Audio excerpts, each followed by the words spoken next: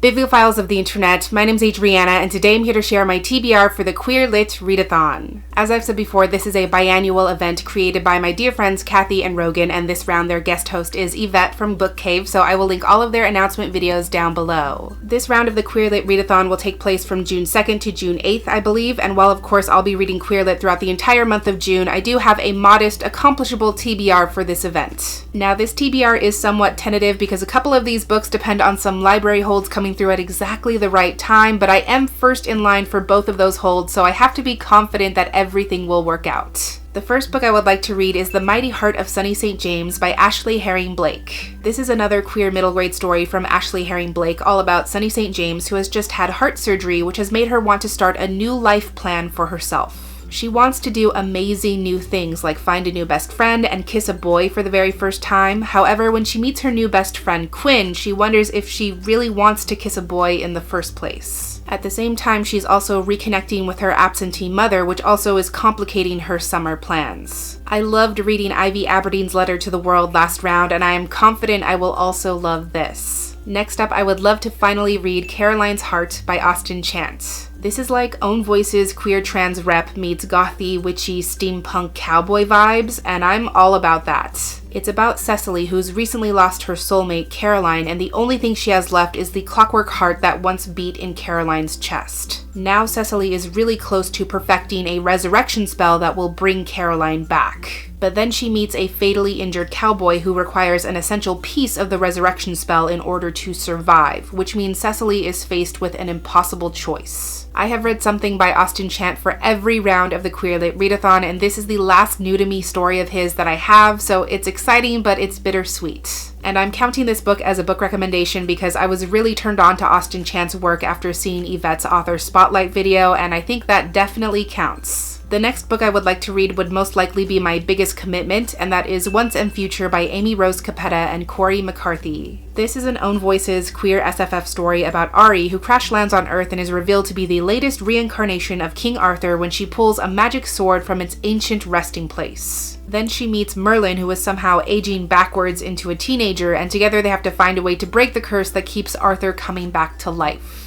It sounds epic, it sounds like a super unique retelling, and it checks off the challenge of reading a sci-fi fantasy book.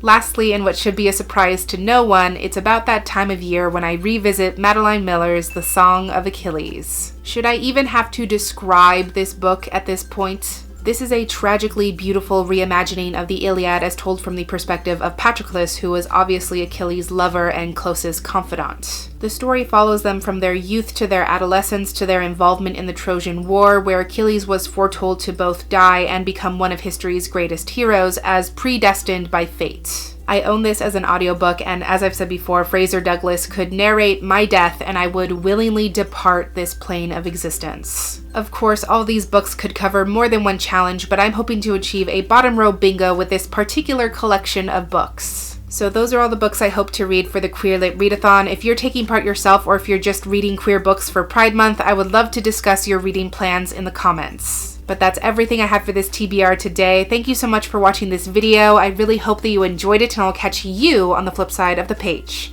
Bye!